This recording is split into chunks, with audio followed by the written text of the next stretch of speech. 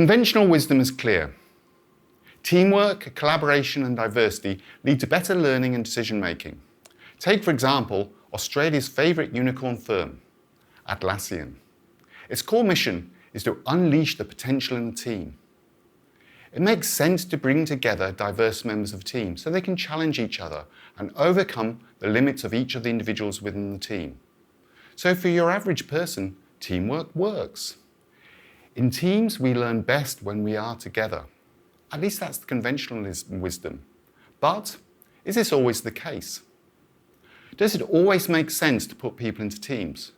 Do some people learn best when they're apart? Perhaps some more talented people learn best on their own. And why is it these people who challenge the status quo? For example, Greta Thunberg, perhaps the world's most foremost environmental activist of our time.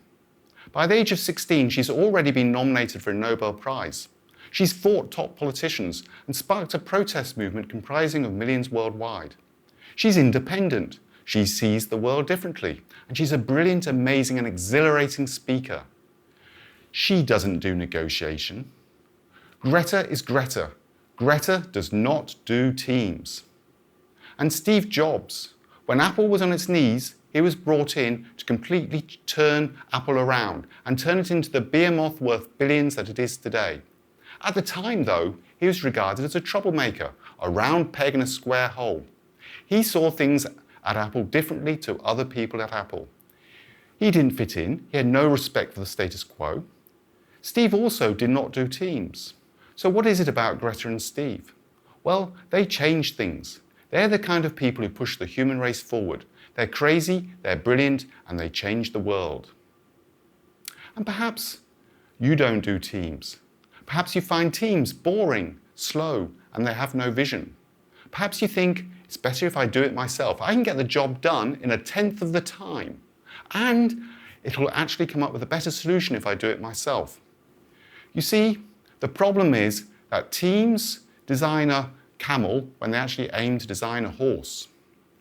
The learnings and outcomes can be good, but at the end of the day, the horse and the camel are not the same. Their vision is wrong. It seems that the more people that go into a team, sometimes the slower and the more stupid the outcomes are. Worse still, you might be a bit like me, and during team meetings your eyes glaze over and your mind wanders, such that you don't really give as much as you can to the team. If all this is the case, then perhaps you are not a team player. Perhaps you put the in conventional. You might be a maverick like Greta and Steve. My name is Chris Jackson and I'm a professor of business psychology at UNSW, and I've been researching the way people are different from each other for the last 30 years. When I first started thinking about maverickism, it seemed to me that teamwork might bring untalented people up and bring talented people down. And I've been doing experimental and field work across multiple organisations to actually determine if this is the case. And what I found is that mavericks provide hope, direction and growth, whereas teams provide mediocrity and watered down opportunities. So, is it mavericks to the rescue? Well, perhaps. Certainly, although talented mavericks are eccentric and conventional, they're risk takers and disruptive, they're also very success and goal-oriented. And they're great at decision-making and going against the status quo. Whereas in contrast, lower mavericks are steady, they're team players and they're very conventional. Consider, for example, Gina Rinehart. She's perhaps Australia's most successful entrepreneur. She's worth at least 16 billion. As chair of Hancock Prospecting, she exploits opportunities in mining and cattle in rural Australia, and she's also brought much needed wealth to rural Australia. She's done it through her determination, passion and vision. She has been dogmatic in the face of family disputes and sometimes the valid arguments of environmentalists. She's the kind of person who learns through being apart. She leads teams, she isn't actually a team member. Gina is Gina. Gina Rinehart does not do teams.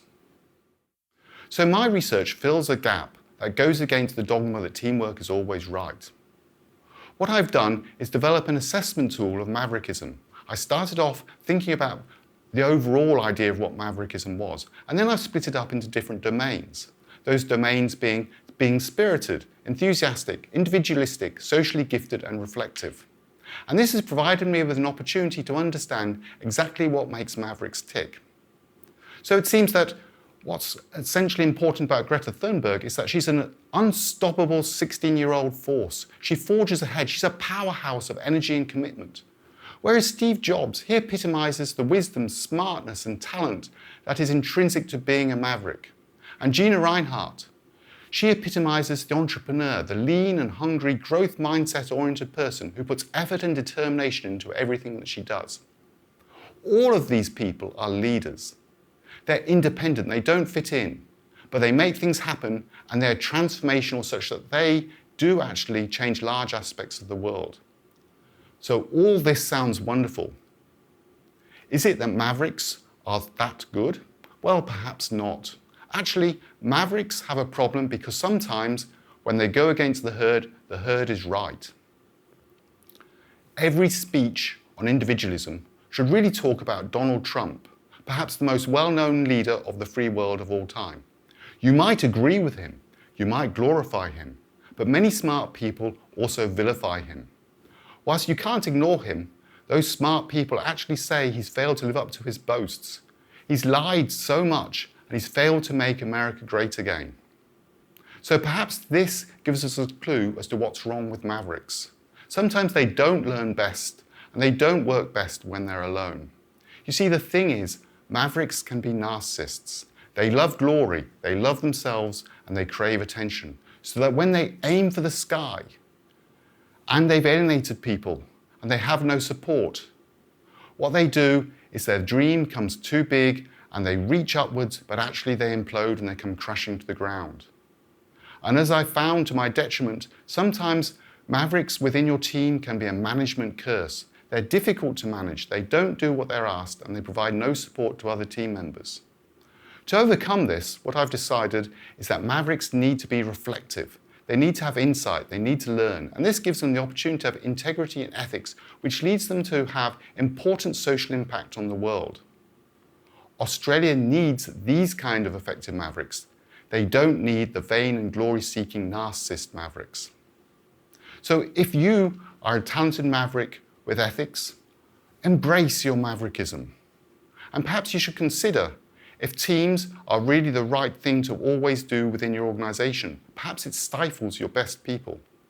It seems that teamwork does not always make the dream work. What I hope is that this talk today has provided you with an opportunity to start a conversation that might enable you to embrace your inner Maverickism, or perhaps the Mavericks within your team.